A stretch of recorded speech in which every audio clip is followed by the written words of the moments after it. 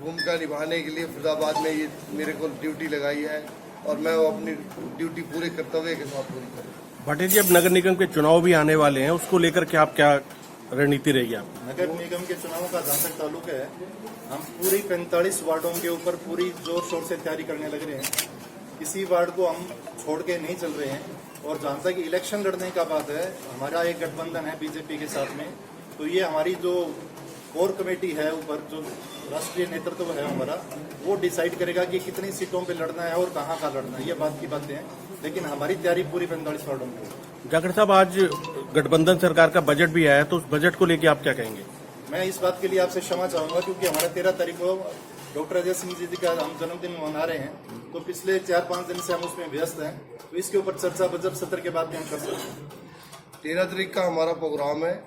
12 sector में एक rally का आयोजन किया गया है, जिसमें सब कार्यकर्ता और जितने भी जेजेपी के जितने भी मेंबर हैं वो, और शहर की जनता, जितने भी शहर के लोग हैं, उन सबसे मैं अपील करूंगा कि 12 तारीख को 10 बजे सुबह अजय भाई साहब, अजय चौटाला जी का, डॉक्टर साहब का जन्मदिन मनाने के लिए ज़्यादा से ज़्यादा संख्या में वहाँ आए और उनके विचारों को सुने। उसमें हमारे डिप्टी सीएम साहब दुष्यंत भाई साहब और अपना निशान सिंह जी, पूरी ऊपर हाईकमान, पूरा जेजीपी का पूरा हाईकमान उसमें पूरा आ रहा है। और मैं फरीदाबाद के लोगों से फिर यही कहूँगा कि वो ज़्यादा से ज़्यादा उसमें आए, और ताकि लोगों को विकास की चाबी का पता लगे कि वो विकास के लिए क्या क्या कर रहे हैं और क्या कर रहे हैं। जब आप व्यापार मंडल के प्रधान बने थे, उस समय आपने राजनीति में आने से इनकार किया था, तो अब राजनीति में आने का क्या कारण है? मैंने उस दिन भी शायद यही कहा था, आपने वो पूरी वो नहीं सुनी, कि अगर मेरे को कोई भी पार्टी, क्योंकि मैंने जब अजय भाई साहब को बुलाया था तो आपको वैसे समझ आ जाए कि अगर कोई जिम्मेवारी सौंपेगी तो मैं उस जिम्मेवारी की मना नहीं कर रहा था। ये सभी व्यापारियों की एक पुरजोर डिमांड थी राजेश भाटिया जी से कि वो शहर के उत्थान के लिए राजनीति में आए, और उन सब लोगों की बात को सम्मान करते हुए इन्होंने राजनीति में आने का निर्णय लिया। और उस निर्णय का सम्मान करते हुए जननायक जनता पार्टी को ये लगा कि ये मजबूत शख्स हैं और शहर में इनकी एक अच्छी इमेज है, तो इनको एक कार्यभार जो जिला अध्यक्ष के तौर पे सौंपने का काम किया। मैं ये चाहूँगा कि जितने भी 12 तारीख को जो हमारा प्रोग्राम है, 13 तारीख को सुबह 10 बजे 12 सेक्टर जो इंडियन ऑयल एजेंसी के सामने एक ग्राउंड है, उसमें पूरी एक जनसभा का आयोजन किया गया है। उसमें 125 पाउंड का केक बनाया गया है, जिसमें अजय भाई साहब का जन्मदिन है, वो केक काटा जाएगा और पूरा वहाँ पर माहौल, जन्मदिन का माहौल भी बनाया जाएगा।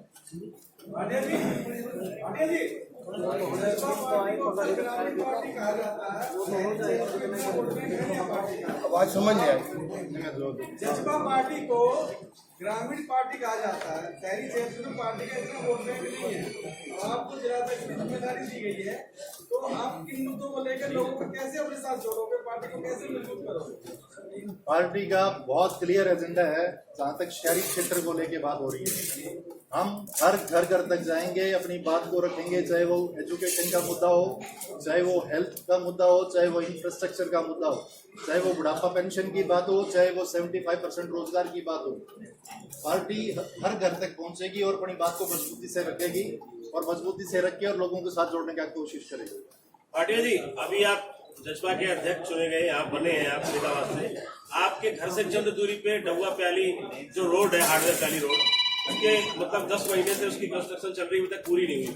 तो आपकी पार्टी, आपके उप मुख्यमंत्री सत्ता में है, तो अब क्या माने कि अब जब आपके घर के बिल्कुल नजदीक सड़क है तो कितने दिन में तैयार हो जाएगी? पिछले 2 वर्ष से कोरोना काल चल रहा था और 2 साल से लोग अपनी जान को बचाने में लगे हुए थे, और सरकार का भी प्रयास था कि कैजुअलिटीज कम से कम हो। इसलिए बिल्कुल हमारे राष्ट्रीय अध्यक्ष जी ने भी ये बात कही है कि विकास का पहिया कहीं न कहीं रुका हुआ था, लेकिन अब चीजें स्थिर हुई हैं, तो विकास का पहिया तेजी से घूमेगा और ये सारी रोड्स, इंफ्रास्ट्रक्चर, उसके ऊपर तेजी से काम होगा।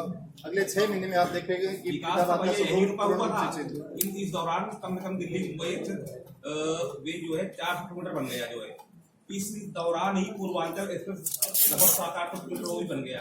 सिर्फ हरियाणा में विकास कहीं रुका था। हरियाणा में क्यों रुका? तो पूरे देश में रुका हुआ था। जहाँ पर NHAI की बात है वो एक अलग मसला है, और जहाँ शहरी क्षेत्र की बात थी वहाँ लोगों की प्रायोरिटी, लोगों की जान बचाने की। सर आप कह रहे हैं एजुकेशन को बढ़ाएंगे। सैदपुर में सबसे बड़ा सरकारी स्कूल है जिसकी बिल्डिंग जर्जर है, लगभग 2 साल हो गए, उसे अभी तक ठीक नहीं किया गया। फिर एजुकेशन कैसे बढ़ाएंगे जब कोई बड़ा हादसा हो जाएगा वहाँ पे? नहीं, जो आप बात करें बिल्कुल वाजिब है, इस बात को हम नोट कर लेते हैं और इस पर 13 तारीख को सर इस बारे में डीओ मैडम से बात हो चुकी है। ऋतु चौधरी ने 10 दिन का समय दिया था, 10 दिन से ऊपर हो चुके हैं। वो जर्जर बिल्डिंग की जो खड़ी है उसमें अनैतिक लोग आते हैं, गलत काम होते हैं स्कूल के अंदर। क्या प्रशासन को इसकी जानकारी नहीं है?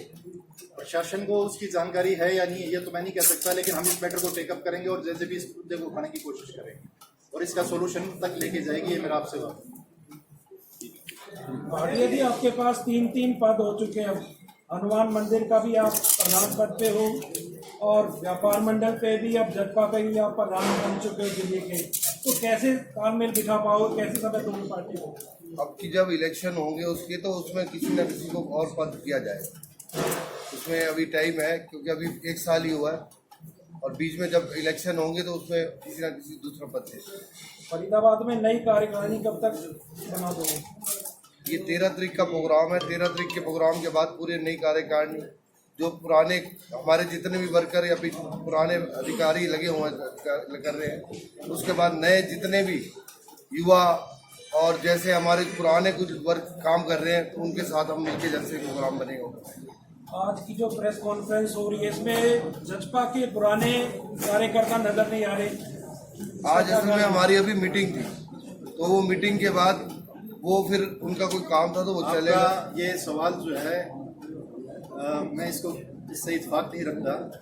मैं पिछले 35 साल से या 30 साल से कहूँ डॉक्टर अजय सिंह जी के साथ में काम कर रहा हूँ, चाहे उन्होंने सीकर से इलेक्शन लड़ना शुरू किया था और आज तक के सफर में हम साथी हैं। आपके बराबर में शाम सिंह जी बैठे हैं, दूसरे साथी बैठे हैं, तो ये सब पुराने लोग हैं। 2-4 को छोड़ के बाकी कहाँ पे हैं? 5-4 हैं, तो इसमें 2-4 अगर बहुत 30 साल पुराने हैं तो आप ये क्लेम नहीं कर सकते। सर ऐसा है, उसके लिए ना अभी हमारी कुछ देर पहले मीटिंग हुई थी सर्किट हाउस में। 13 तारीख का जो हमारा प्रोग्राम है उसके लिए सभी लोगों को ड्यूटी दी गई है कि सभी अपने अपने क्षेत्र में जाके मीटिंगें करें और 13 तारीख को इस प्रोग्राम को सफल बनाएं। तो इसलिए वो सभी लोग जो हमारे पुराने कार्यकर्ता हैं वो सभी अभी मीटिंग में गए हुए हैं। तो ऐसा कुछ नहीं है, सभी पार्टी से जुड़े हुए हैं।